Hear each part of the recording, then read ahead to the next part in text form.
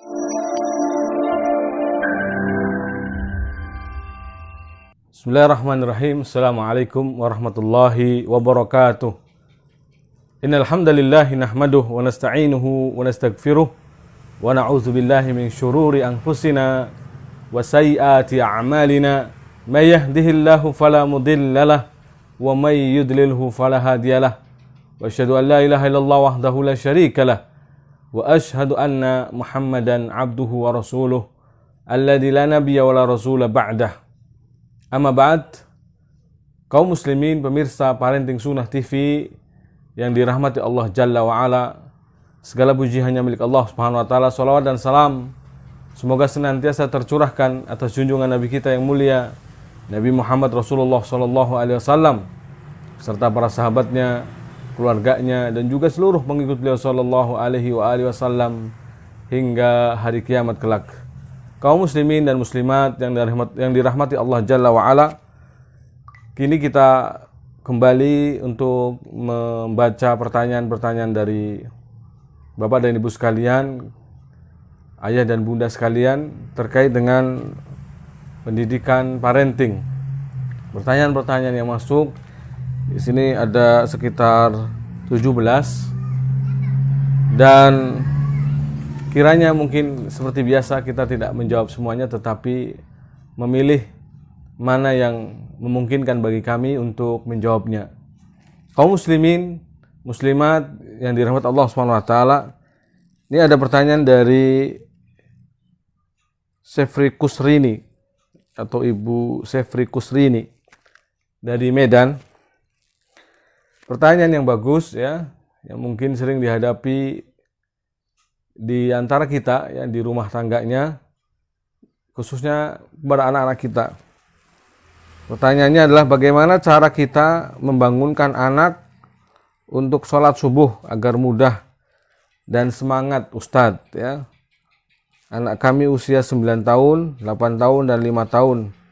Alhamdulillah semuanya laki-laki. Mohon solusinya. Nah, barakallahu fikum. Untuk Ibu Sefri Kusri ini ya, di Medan, memang sholat untuk usia mereka ini sudah mulai dilatih, khususnya yang 8 dan 9 tahun ini ya, di mana Nabi SAW memerintahkan kita untuk mengajarkan atau membiasakan anak di usia 7 sampai 10 ini untuk terbiasa sholat, khususnya apalagi berjamaah ya. Karena Nabi SAW mengatakan, muru auladakum bisolah wahum abna'a sab'i sinin. Nah, bagaimana sekarang kiatnya agar anak ini bangun sholat subuh? Dari pengalaman dan juga mungkin pembiasaan yang kita lakukan, dan juga keterangan-keterangan para ulama dalam buku atau kitab-kitab mereka ya, ada beberapa kiat yang mungkin bisa dicoba ya. Yang pertama adalah agar anak jangan tidur kemalaman. Karena kalau anak sudah tidurnya kemalaman, tentunya akan sulit baginya bangun subuh. Ini yang pertama. Kita saja yang tua atau orang tua, ketika tidurnya kemalaman, tentu akan berat rasanya bangun di waktu subuh, atau apalagi sebelumnya ya, untuk sholat malam dan seterusnya. Maka di sini dibiasakan perlu dengan tidurnya lebih awal, sehingga bangunnya pun lebih awal. Kemudian yang kedua, usahakan ya, bangunkan sebelum subuh, jangan pas subuh. Bangunkan sebelum subuh, jangan pas waktu subuhnya. Jadi ada persiapan. Karena khawatir ketika terbiasa dengan terlambat ke masjidnya, terlambat ke berjamaahnya ya, maka khawatir terpatri pada diri anak, lah sama saja nanti juga paling terlambat ya, lah sama saja nanti juga paling tetap terlambat ya. Maka kekhawatiran ini ya, ketika takut nantinya anak justru terpatri pada hatinya pikiran bahwa nggak apa-apa lah nanti terlambat juga paling sama terlambat, akhirnya dia lebih memilih untuk bangun terlambat ya. Maka usahakan ya dengan bangun sebelum subuh, jangan ketika subuh. Kemudian bangunkan dengan ditepuk pundaknya ya, atau mungkin bisa dipijit di bagian area punggung belakang ya, yang biasanya mungkin pegel badannya. Biasanya untuk bangun, untuk bangkit susah, berat. Tekan daerah situnya ya, dengan pelan memberikan sentuhan yang menjadikan dia akhirnya mudah untuk bangun. Kemudian pula ya, bisa juga dengan perciki air sedikit, biasa yang diajarkan Nabi SAW. Nabi membangunkan istrinya ya dengan memerciki air sedikit untuk bangun di malam hari, atau seterusnya ya. Bangunkan, jangan nak nanti sekolahnya terlambat atau seterusnya. Jangan kata-kata seperti itu, tapi bangun, tunaikan subuh, karena subuh itu adalah punya keutamaan, disaksikan oleh malaikat, menghilangkan penyakit hati ya. Karena sebagai para ulama, sebagian seperti Ibnu Qayyim mengatakan, orang yang ingin tersembuhkan dari penyakit hatinya adalah diantara dengan membiasakan sholat subuh berjamaah. Ya, ini sebenarnya berdasarkan hadis tentang sholat yang paling berat atas orang-orang munafik adalah sholat isya dan subuh. Ya, maka dengan kita menghadiri sholat subuh berjamaah, maka hilang penyakit hati, yaitu penyakit yang berupa kemunafikan atau kenifakan ya. Kemudian juga bisa juga kata-kata yang lainnya ya. Seperti dikutip dalam buku ini, 92 cara mudah membiasakan anak sholat. Saya lihat di beberapa tempat dijual ya. Di sini contohnya sampaikan berita gembira padanya agar mau bangun mau bangun dan hilang kantuknya. Misalnya hari ini kamu akan pergi ke mana gitu ya. Berikan kabar gembira. Atau teman-temanmu sudah menunggumu, fulan menghubungimu. Ini biasanya orang lebih termotivasi untuk cepat bangun. Atau di sini katakan, biarkan anak Anda tidur kembali, kemudian datangi lagi setelah 5 menit. Ketepuk kembali, dibangunkan, atau 3 menit dan seterusnya. Kalau dia di ruangan yang AC atau berkipas angin, matikan AC-nya, matikan kipas anginnya, lalu nyalakan lampunya, ya. Percikan air di mukanya bila diperlukan. Doakan anak, ya, dengan mengucapkan bangunlah, semoga Allah melapangkan dadamu. Atau doa-doa yang semisalnya. Bangunlah, semoga Allah memberkahi harimu, ya. Bangunlah dan semoga Allah menambahkan rizki padamu, atau doa-doa yang lainnya yang semisal semoga Allah memberikan karunia rizki yang banyak kepadamu dan seterusnya ya. Bangunlah nak ya, agar mendapatkan surga Allah misalkan ya, agar mendapatkan surga Allah, dijauhkan dari nerakanya. Tanamkan rasa cinta dan takut kepada Allah Subhanahu wa taala. Tanamkan rasa cinta untuk mendapatkan pahala yang besar dari Allah Subhanahu wa taala. Bisa juga dengan tarik selimutnya, diobah atau digoyang tubuhnya dengan lembut ya, dan semisalnya ya. Tadi dikatakan jangan ucapkan bangun sekolah, bangun nanti terlambat sekolah ya, tapi ucapkan bangun, sholatlah subuh, karena sholat subuh lebih utama daripada sekolah. Sekolah itu duniawi, sekolah itu masih tercampur antara urusan dunia dan agama. Tapi kalau sholat jelas pastinya ini adalah urusan agama ya, sholat urusan din, urusan ukhrawi, maka kedepankan. Sehingga anak juga bisa memilah ya nantinya, terpatri dalam jiwanya bahwa oh ini memang akhirat itu lebih utama. Agar termotivasinya adalah selalu mengedepankan akhirat dan akhirat. Nah, ini beberapa yang disebutkan di sini. Ya, cara membangunkan anak sholat subuh ya. Jadi tidak begitu susah lah ya ketika kita sudah membiasakannya, apalagi diawali dengan tidur sebelum waktu, maksudnya atau tidur di awal waktu, tidur di awal waktu, dan kemudian biasakan pula ya membangunkannya sebelum subuh, sebelum waktunya, sehingga memberikan waktu kesempatan pada anak untuk duduk dulu pindah posisi, kemudian mungkin ya geser dari kasurnya, ambil air wudhu, ya, dan seterusnya. Kemudian pertanyaan yang lainnya, ada beberapa pertanyaan yang serupa di sini, baik dari Ibu Gina di Gina Novita di Makassar, ya, dan juga dari Ummu Abdillah Humaira dari Sambas, Kalimantan Barat. Agak serupa ya maksudnya tentang pertanyaannya ini.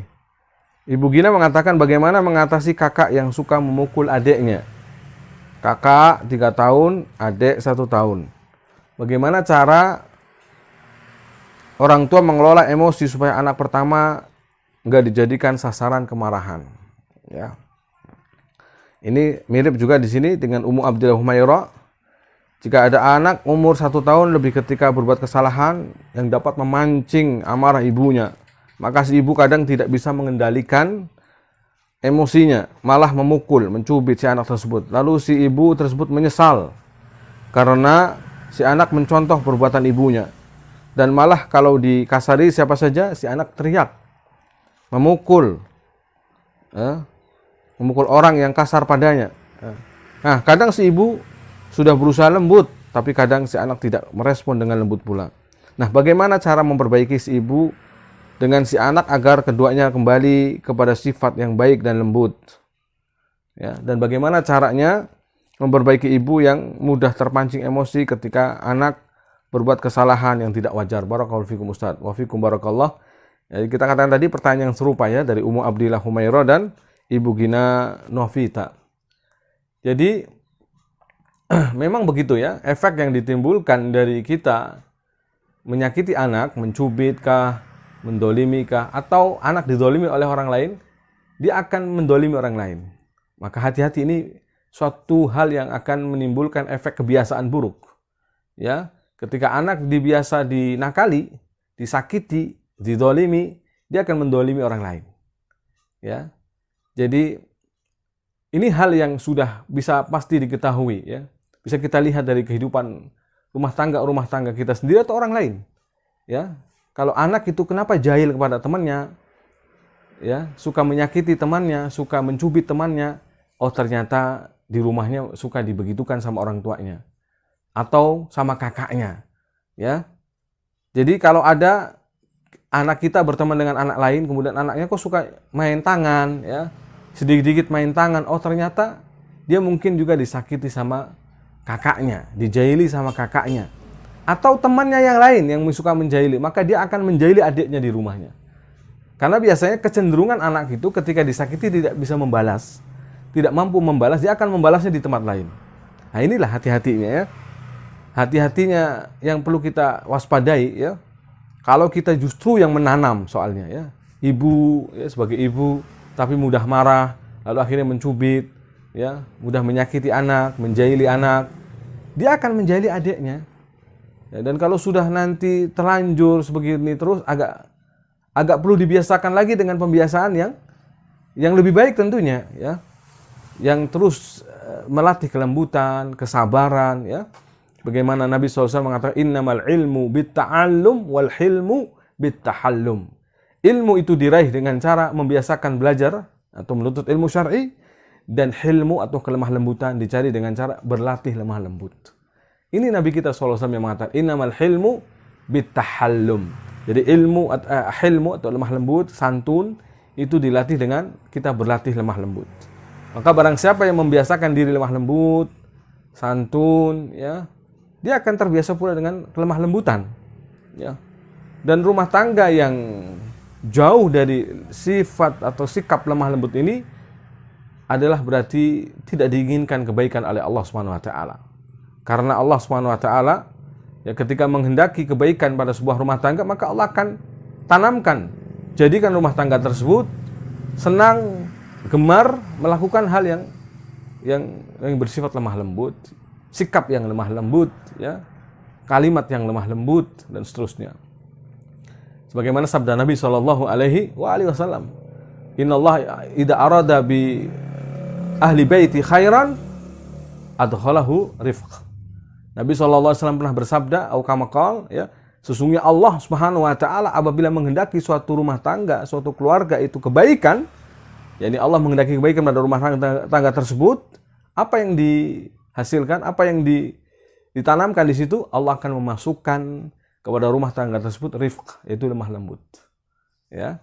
Jadi ibu-ibu khususnya yang masih muda biasanya mudah terpancing emosi, ya, mudah naik darah, apalagi yang anaknya mungkin 1,5 tahun keluar, ya, timbul lagi adiknya, lagi keluar adiknya, ya, maka biasanya ada kecenderungan secara psikologis dia akan, ya, mungkin capek, ya, dan ada penyakit yang istilahnya sindrom. Maka di sini ma'asyiral muslimin, ya, kita harusnya mendekatkan diri kepada Allah dengan amal kebaikan, yaitu mendidik anak. Sesungguhnya mendidik anak ini amal yang besar, amalnya para nabi, amalnya orang-orang saleh, siddiqin, suhada, ya, salihin, orang-orang saleh, ya. Mereka adalah orang-orang yang mendidik, muallim, para pendidik, para guru. Amal yang baik, amal utama, amal yang jelas besar pahalanya, ya. Kita harus berlatih lemah lembut. Lihatlah dan ingatlah hadis yang sering kita bawakan, yang sering kita dengar, yang sering kita sampaikan, ya, atau kita mendapatinya dari guru-guru kita, ustadz-ustadz kita, tentang bagaimana seorang pelacur bisa masuk surga. Apakah Anda tidak lebih baik dari pelacur? Tentu Anda lebih baik. Anda adalah lebih saleh, lebih salehah, lebih baik tentunya secara dari sisi ini. Kalau yang terjatuh dari perbuatan ini, tentu dia telah terjatuh pada kubangan dosa yang besar. Ya. Karena kita lebih baik, tentu kita harusnya lebih sayang lagi kepada anak-anak kita, lebih baik lagi pada anak-anak kita. Ingat dengan hadis itu kan? Yaitu hadis yang dimana seorang pelacur di tengah kehausan di padang pasir, lalu saking hausnya, tiba-tiba kemudian dia dapati sumur, dia langsung masuk ke dalam sumur itu, turun, ambil air, dan dia minum. Begitu keluar dari sumur tersebut, ya, dia dapati seekor anjing yang terengah-engah kehausan. Hampir-hampir lidahnya menjulur ke tanah karena saking hausnya. Maka terbetik pada hati seorang pelacur itu, ya, bahwa ini anjing pasti juga merasakan kehausan seperti kehausan yang aku rasakan tadi. Maka dengan perasaan ibanya, kasih sayangnya, yang tentu tidak ada pencitraan, ikhlas karena Allah SWT, dia turun, dia ambil air minum dari sumur tersebut dengan sepatunya, dia pegang dengan mulutnya, dia naik ke atas kembali, dia berikan minum itu kepada seekor anjing. Maka dalam hadis itu disebutkan ada 3 lafal, ingat, fasyakarallahu lah, Allah berterima kasih kepadanya, wa ghafarallahu lah, Allah ampuni dosa-dosanya, wa adkhalahu lahul jannah, dan Allah masukkan dia ke dalam surga. Subhanallah, kasih sayang kepada hewan sekalipun, ya, dengan kasih sayang yang benar, ya, itu bisa mendapatkan pahala, memberikan ganjaran bagi kita. Amal yang mungkin dianggap sepele tetapi bisa memasukkan seorang ke dalam surga. Wa fi kulli, ya, kabadin rotbatin ajrun. Dalam hadis Nabi SAW, dalam setiap hati yang basah, jadi hati yang hidup, karena makhluk hidup punya hati, ya, setiap hati yang basah maka ada pahala ketika kita melakukan kebaikan kepadanya. Subhanallah. Ma'asyiral muslimin, ya, maka di sini, ya, kepada ibu yang emosinya mudah memukul, mencubit, ini adalah cara yang tidak baik, ya, dalam mendidik, dan hendaknya bertobat kepada Allah Subhanahu wa taala, menangisi atas kekeliruannya dan merubahnya tentunya, ya. Tidak mengulangi kembali, karena kalau kita tidak sabar, mungkin lebih baik kita diam, tidak melakukan apa-apa, ya. Ketika kita marah, maksudnya dalam kondisi marah, maka kita diam, tidak mengumpat mulut ini, tidak berbicara mulut ini, ya, tangan tidak bergerak, ya, kaki tidak bergerak, maksudnya tidak melakukan hal-hal yang justru melukai anak, ya, memberikan trauma kepada anak, ya. Maka ini harus hati-hati, ya. Jadi adapun solusinya, ya, harus terbiasakan kembali, dilatih kembali untuk lemah lembut. Ya, kalau lagi marah mending pergi, ya. Anaknya yang suruh pergi mungkin, ya, suruh bermain, ya.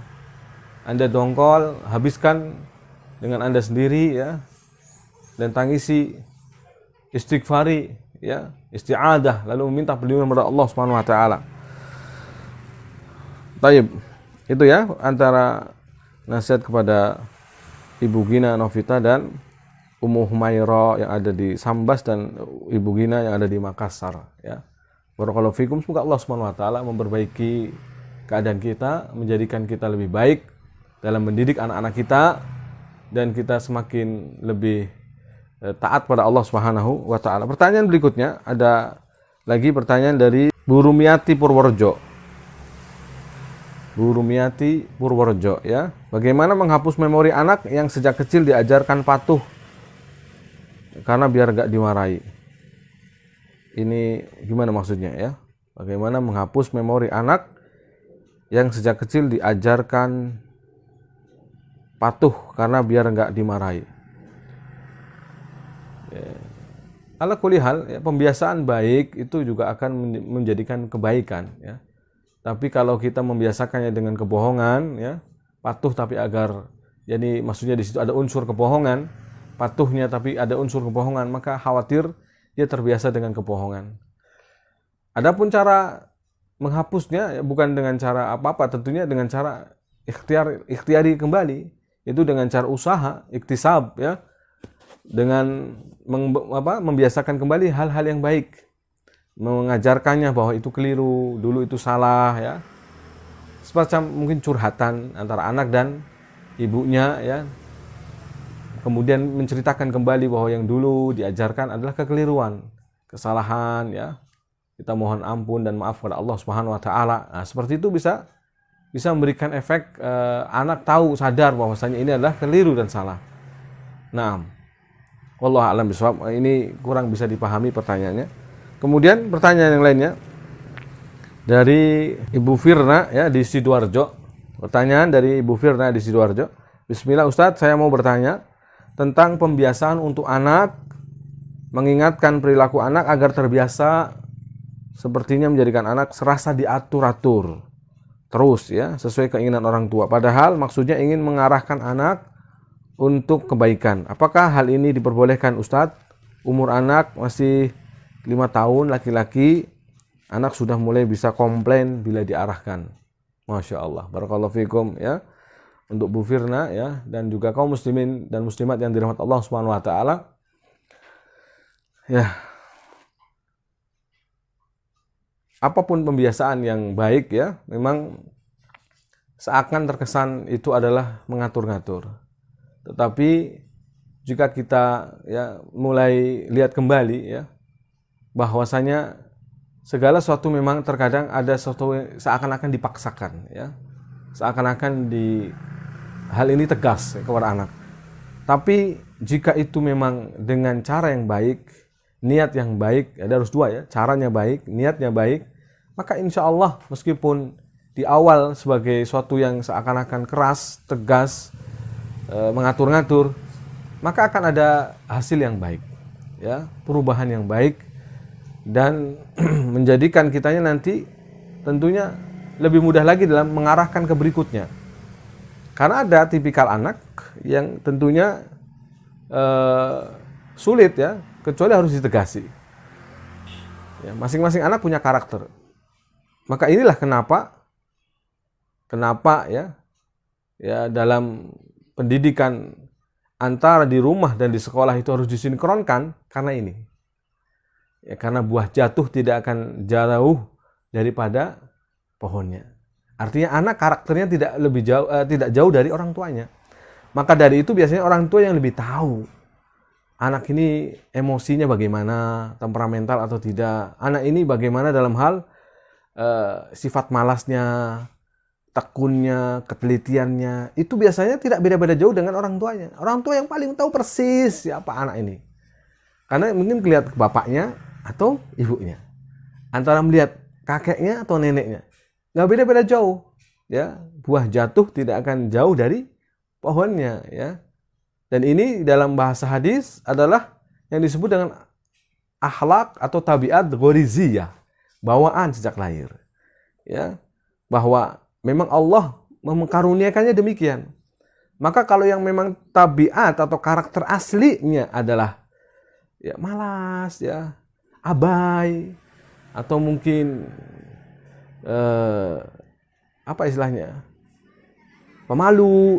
Nah ini semua kan perlu ada pembiasaan-pembiasaan yang bisa untuk merubahnya, ya. Karena ghoriziyah ini sifatnya harusnya bisa dirubah dengan tadi, dengan berikhtiar, ya. Iktisab, ya. Karena ya innamal hilmu bitahallum tadi. Kelemah lembutan bisa dilatih dengan berlatih berlemah lembut. Maka anak yang mungkin masih keras, ya, masih merasa diatur-atur, ya, maka bisa dibiasakan dengan contoh-contoh lain, dengan perbuatan-perbuatan lain, ya, dengan pembiasaan-pembiasaan lain yang kira-kira tidak memberatkan dia, yang tidak merasa diatur-atur. Dan apalagi di sini cuma anak 5 tahun, ya. Kalau 5 tahun kemudian suka protes, misalkan sudah bisa komplain, masya Allah. Nah, ini hal positif saja dilihatnya, ya. Jangan dilihat hal yang negatifnya. Dilihatnya bahwa ini anak, ya, artinya kritis, ya. Maka dalam memberikan contoh, misalkan, ya harus benar-benar.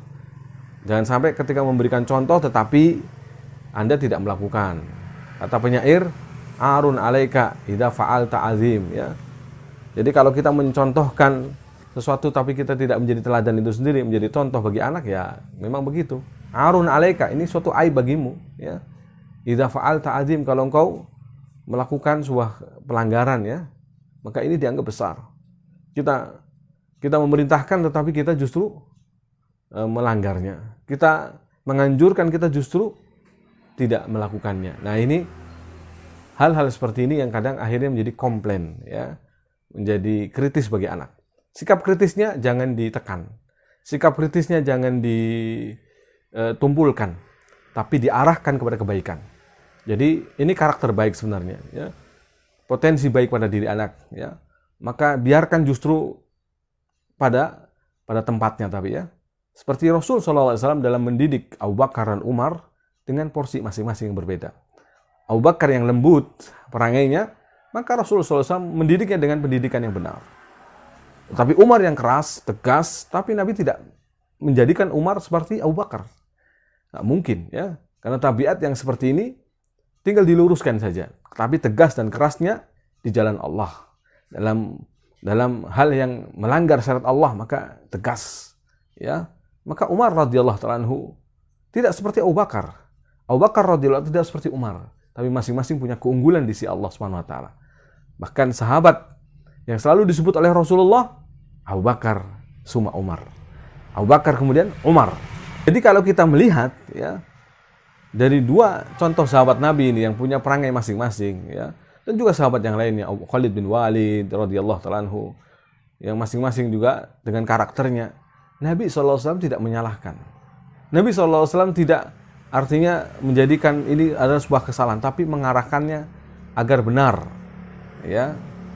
Maka anak-anak kita, ya, dengan tabiatnya masing-masing, yang tentu punya kelebihan masing-masing, tinggal kita arahkan kepada arah yang benar, ya. Jika dia suka kritis, berarti dia memang agar menjadi orang yang memang lebih kritis tapi dalam hal kebaikan, ya. Taib. Ma'asyiral muslimin yang dirahmati Allah Subhanahu wa taala, mungkin ini yang bisa kita sampaikan, yang kita jawab beberapa pertanyaan dari yang masuk. Semoga Allah Subhanahu wa taala mengampuni kita semua, ya, dalam selama ini, ya, melakukan mungkin kekeliruan dalam pendidikan kepada anak-anak kita. Semoga Allah Subhanahu wa taala membimbing kita terus agar kita, ya, mendapatkan bimbingan yang benar dalam mendidik anak-anak kita. Semoga Allah Subhanahu wa taala membimbing kita agar kita lurus di dalam mendidik anak-anak kita, membiasakan dengan pembiasaan-pembiasaan yang baik dan benar sesuai dengan ajaran dan sunnah Rasulullah sallallahu alaihi wasallam. Demikian, alafu minkum wa sallallahu ala nabiyyina Muhammad wa alihi wa sahbihi ajma'in. Subhanakallahumma wa bihamdik asyhadu an la ilaha illa anta astaghfiruka wa atubu ilaik. Wassalamualaikum warahmatullahi wabarakatuh.